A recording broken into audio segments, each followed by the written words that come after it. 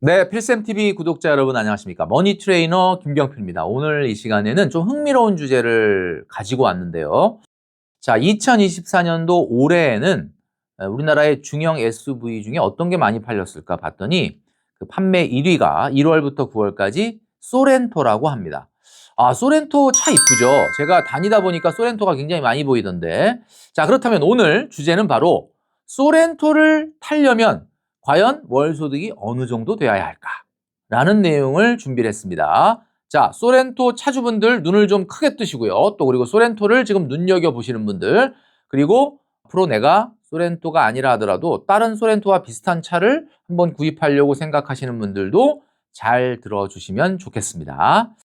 자, 필쌤이 항상 자동차에 대해서 잔소리를 좀 많이 하는데 왜 이렇게 자동차에 대해서 잔소리를 많이 하는지 오늘 그 내용을 낱낱이 공개하도록 하겠습니다. 영상 시작하기 전에 공지사항 하나를 말씀드리도록 하겠습니다.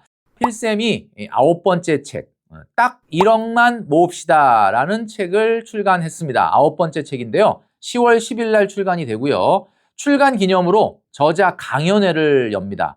여러분들이 좀 참여를 많이 해주시면 좋을 것 같은데 필쌤과 현장에서 소통할 수 있는 그런 기회니까 많이 참석해 주시면 좋겠고요. 역삼역 포스코 타워에서 10월 14일 날 저녁 7시 20분에 시작을 합니다. 참여하실 수 있는 방법에 대해서는 고정 댓글로 지금 올려드렸으니까 많이 참여를 해주시면 좋겠다라는 말씀을 드립니다. 자, 소렌토라고 하는 부분에 대해서 제가 말씀을 드렸는데 소렌토 참 차 이쁘죠? 제가 다니다 보니까 많이 보이던데 제가 얼마 전에 이런 카톡을 받았습니다. 아, 멘토님 드디어 차를 매매했습니다. 라는 카톡을 받았습니다. 이게 어떤 카톡이냐면 제가 프리랜서 한 분을 멘토링을 했었거든요. 얼마 전에. 근데 이분의 내용이 뭐냐면 차를 매매했습니다라는 말을 딱 처음에 카톡으로 보고 이게 차를 샀다는 건지 팔았다는 건지 알 수가 없잖아요. 그런데 이분 카톡 내용을 보니까 이렇습니다. 카톡 내용이 우선 차를 잘 매매했습니다. 이렇게 하시면서 차량은 겸손해 보이는 기존에 타던 차 15만 킬로 탔던 땡땡땡 이 차를 20만 킬로까지 한번 타보도록 하겠습니다. 이런 내용이었습니다. 그리고 벤츠 너무너무 타고 싶었던 차지만 멘토님의 강의를 듣고 산지 7개월밖에 안 됐지만 과감하게 팔았습니다. 덕분에 어디에 좀 더 집중해야 되는지 이제 알게 된 것 같습니다. 이런 내용이었어요. 그리고 제가 의심을 할까봐 자동차, 중고차 매매 확인서라는 거를 또 첨부를 했습니다. 이게 무슨 내용이었냐면 여러분 그러니까 이분을 제가 만났는데 이분이 프리랜서거든요. 소득이 1,000만 원이 넘어요. 1,000만 원 넘으면 벤츠 탈 수 있는 거 아니냐 이렇게 생각할 수 있는데 프리랜서의 소득은 직장인의 소득하고는 다른 거 아니겠습니까? 직장인이 월급이 1,000만 원이다 그러면 당연히 벤츠 타도 되지만 이 프리랜서는 소득이 왔다 갔다 한단 말이에요. 그래서 제가 굳이 벤츠를 타려면 기존에 타던 15만 원 킬로짜리 그 차를 팔고 그 차도 유지비가 나올 거 아닙니까? 팔고 벤츠를 사라 그랬더니 이분이 그 차는 팔 수가 없대요. 왜냐하면 자기의 너무 추억이 담겨 있어. 이 차는 평생 가져가야 된다. 그러면 어떻게 된 겁니까? 그러면 벤츠 팔아야 된다. 지금 차를 2대를 유지하면 안 된다라고 얘기를 했고 이게 왜 그런지에 대해 설명을 했거든요. 근데 이분이 고민을 하다가 결국 이 벤츠를 팔았다라는 거예요. 그리고 저한테 이 카톡을 보낸 겁니다. 자, 여러분 누구나 살면서 실수를 할 수가 있고 잘못된 행동을 할 수가 있죠. 근데 문제는 뭐냐? 성공하는 사람은 잘못됐을 때 그거를 돌이키는 사람이에요. 저는 이분한테 굉장히 박수를 보내드립니다. 2024년도 1월부터 9월까지 국내의 중형 SUV 판매 순위를 보니까 1위는 소렌토, 2위가 스포티지. 와, 1위, 2위가 다 기아차네요. 그 다음에 3위가 산타페, 4위가 투싼, 5위가 뉴 GV70, 그 다음에 6위가 아이오닉5, 7위가 GV70, 8위가 QM6, 9위가 토레스, 10위가 EV6 이렇게 순서가 되어 있습니다. 1위는 단연코 6만 대 이상 판매된 소렌토입니다. 소렌토가 그래서 길에서 많이 보였던 거군요. 그래서 제가 오늘 이 소렌토는 과연 소득 얼마 정도가 타야 되는지를 말씀드리려고 하는 겁니다. 제가 한번 영상을 통해서 말씀드린 적이 있었는데 돈 갖다 버리는 가장 확실한 방법 1위가 뭐였죠? 여러분 아시겠지만 자동차입니다. 돈 갖다 버리는 가장 확실한 방법. 그러니까 자기 소득보다 너무 비싼 차를 타게 되면 어떻게 되는 거예요? 그러면 돈 갖다 버리는 가장 확실한 방법이 될 수 있다. 이런 이야기죠. 그래서 김경필 멘토가 1년 반 전에 만든 게 있습니다. 여러분도 아시죠? 바로 BMI 지수라는 겁니다. BMI 지수가 뭐냐? 이렇게 궁금해 하실 수 있는데 BMI 지수는 바로 Body Mass Index, 체질량 지수가 아니고요. 바로 Blood Mass Index of Car. 뭐냐면 차량의 허세 지수를 얘기하는 겁니다. 허세 지수. 자, 그러니까 제가 지금 보여드릴 텐데 뭐냐면 자기 6개월 소득분의 차량 가격이에요. 자기 6개월 소득분의 차량 가격. 이게 1.5 이상 넘어가면 허세입니다. 1.5 넘어가면 안 돼요, 여러분. 그러니까 아무리 인정을 해주더라도 자기 월 소득의 9개월 이상 되는 차를 타면 안 된다, 이런 이야기죠. 자, 그런데 더더욱 중요한 거는 프리랜서는 직장인이 아니지 않습니까? 자영업자지 않습니까? 그러니까 더 엄격하게 다뤄줘야 된다라는 이야기입니다. 자, 여러분, 자동차를 사고 여러분 혹시 이런 생각해 보신 적 있습니까? 뭐 재산이 있냐 그랬을 때, 나 재산? 그냥 전세 보증금하고 내가 갖고 있는 차. 이렇게 얘기하시는 분 있죠? 자동차는 절대 자산이 아닙니다. 왜 그러냐면 지금 보여드리는 게 있습니다. 뭐냐면 승용차와 승합차의 평균 잔존율이라는 표인데요. 이거 한국자동차공업협회에서 발표한 자료입니다. 그러니까 우리나라 차와 외국 차의 평균적인 잔존율, 그러니까 1년 지나고 2년 지나고 횟수가 거듭될수록 과연 얼마나 감가되느냐를 보여주는 건데 제가 한번 실례를 들어볼게요. 5년 지나면 국산차는 잔존율이 36.8%입니다.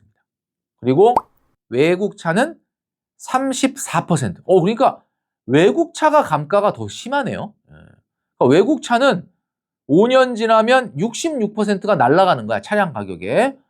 그러니까 무슨 얘기냐? 5년 평균 잔존가액이 35%다. 그 얘기는 무슨 얘기냐면 5년 지나면 65%가 그냥 소비돼 버리고 만다, 이런 이야기입니다. 그러니까 여러분 지금 차 살 때 5천만 원짜리 차를 산다, 3천만 원짜리 차를 산다 그러면 이것만 생각하셨죠? 보험료, 주유비, 세금 이런 것만 생각하셨죠? 근데 사실은 내가 차를 사면 그 새 차의 65%를 5년간 소비하는 거니까 거의 차량 가격의 1% 이상을 매달 소비하는 거다, 이렇게 봐야 되는 겁니다. 근데 제가 이런 말씀 드리면 많은 분들이 야, 네가 뭔데 지금 내가 차를 사든 말든 네가 뭔 상관이냐, 이렇게 얘기하시는 분이 있어요. 당연히 그런 지적을 하실 수 있죠. 그런데 여러분, 한 개인의 경제적 실패가 개인으로 끝나지 않습니다. 아시겠지만 국가와 사회의 문제가 된다라는 거죠. 국가와 사회의 문제가 왜 되느냐?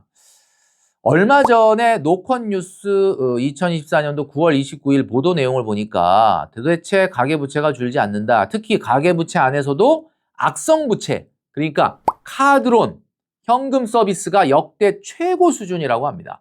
44조 7천억 원. 여러분 놀라지 마십시오. 이게 44조 7천억 원이 무슨 담보대출 이런 게 아니고요. 카드론 현금 서비스. 와. 카드론 현금 서비스가 이자가 얼마인지 여러분 혹시 아십니까? 이 카드론 현금 서비스의 이자율은요, 15%가 넘어요. 그럼 이 얘기는 무슨 얘기냐면 그냥 숫자 자체가 엄청 폭력적인데 전업카드사 8곳이 발표한 자료에 따르면 44조 6,650억 원으로 집계됐는데 이거는 2003년도에 이 통계를 추산한 이래로 역대 최고치라고 합니다. 자, 이렇게 되면 개인 회생과 파산이 늘어날 수밖에 없는데 개인 회생이든 파산이든 여러분 아시겠지만 사회적 비용과 국가 재정이 투입된다는 거. 무슨 얘기예요? 여러분 주머니에서 돈이 나갈 수 있다, 그런 얘기예요. 이게 국가 재정이 투입될 수도 있고 사회적인 엄청난 비용이 발생할 수도 있다. 이것은 한 개인의 경제적 문제만 국한되는 문제가 아니다라는 거죠. 소렌토 최저 구입 금액이 얼마인지 제가 한번 조사를 해봤습니다. 아주 옵션을 엄청나게 붙이면 이게 뭐 5천만 원까지도 갈 수 있는데 뭐 그런 거 빼고 일단 그냥 보급형 기본 옵션만 딱 붙이면 3,965만 원에 살 수가 있습니다. 자, 3,965만 원, 4천만 원 조금 안 되네요. 소렌토가 이렇게 생겼는데 소렌토라는 차종에 3,965만 원. 그러면은 5년 지나면 얼마란 얘기예요? 얼마가 감가가 된다는 거냐면 제가 계산해 봤습니다. 63.2%가 감가가 되니까 2,505만 원이 사라지는 겁니다. 그러니까 소렌토를 딱 사고 내가 탄다면 5년 지나면 2,505만 원이 감가가 된다. 한 달에 얼마다? 42만 원. 한 달에 여러분이 머릿속에 지금 생각하셨던 뭐 세금 내고 보험료 내고 주유비 내고 뭐 이런 거 다 빼고 감가로만 월 42만 원이 소비되는 셈이다라는 이야기죠. 와, 놀라운 사실 아닙니까? 이것만 있느냐? 그게 또 아니거든요. 그러면 제가 오늘 영상 초입에 말씀드렸던 그럼 도대체 얼마 정도가 돼야지 소렌토 탈 수 있는 건데 BMI 지수 1.5를 기준으로 계산을 해보겠습니다. 3,965만 원 나누기 6개월 소득을 하면 됩니다. 3,965만 원 나누기 6개월 소득이 1.5가 나와야 된다는 거예요. 1.5 이내가 돼야 되니까 1.5가 나와야 된다. 그럼 계산 어떻게 합니까? 우리가 지금 초등학교 졸업한 지가 오래돼서 계산하는 방법이 조금 헷갈리는데 3,965만 원 나누기 1.5 하면은 나오는 거죠. 그러면 분모값이 나오니까 3,965 나누기 1.5 하면 얼마예요? 2,643만 원입니다. 그러니까 내 6개월 소득이 2,643만 원 나오는 사람이 타야 된다. 이런 이야기예요. 2,643만 원 곱하기 2 하면은 1년 연봉은 5,286만 원입니다. 세후로 5,286만 원 정도 되는 분이면 월 얼마냐? 441만 원을 타는 분입니다. 이제 여러분 아시겠죠? 그러니까 소렌토를 타도 BMI 지수가 1.5 이내가 되려면 나는 월 소득이 441만 원 이상이 돼야 된다라는 이야기입니다. 지금 영상 보신 많은 분들 중에 이거 큰일 났네.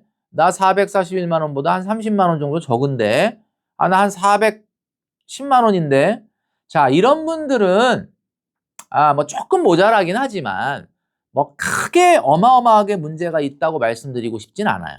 근데 제가 말씀드리고 싶은 건 뭐냐면 월급이 300인데 320인데 330인데 소렌토를 타서 이렇게 많은 어떻게 보면은 비용이 나가는 그게 이제 문제다.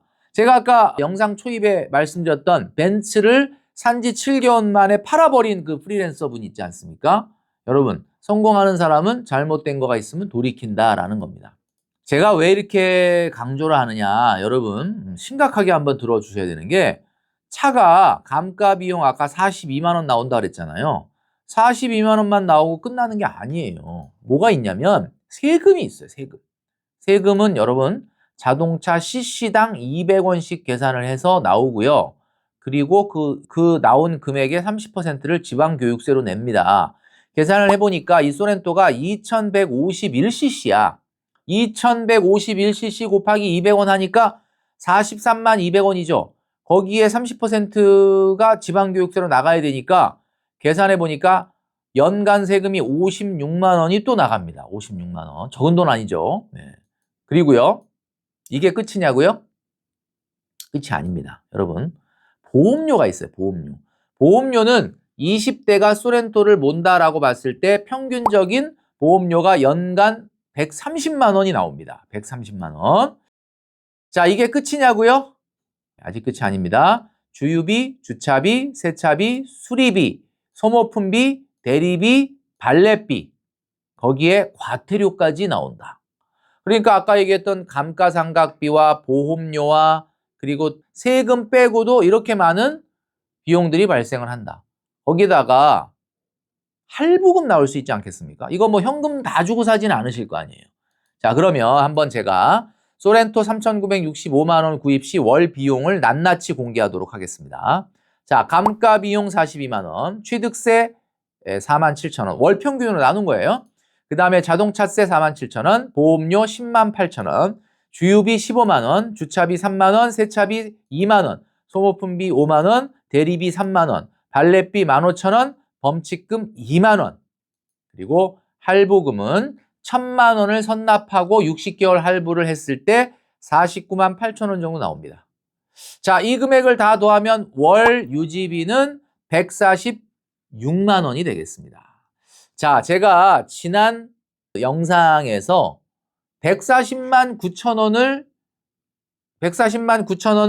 저축하면서 매년 10%씩 증액을 하면 레알 1억을 모을 수 있다라는 영상을 찍었는데 오늘은 그 140만 9천 원 저축을 안 하고 146만 원을 저축하라 그랬더니 저축을 안 하고 그 돈을 매달 소렌토를 사서 쓰는 그런 내용을 지금 말씀을 드렸습니다.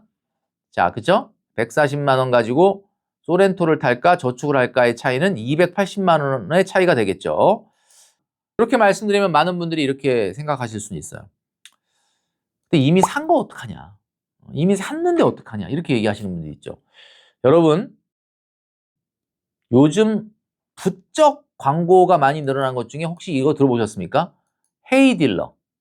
헤이딜러 들어보셨죠? K카. 이런데 내 차 시세 조회해보라라고 하는 광고를 보신 적이 있을 겁니다. 내 차 팔기가 엄청나게 쉬워진 세상입니다.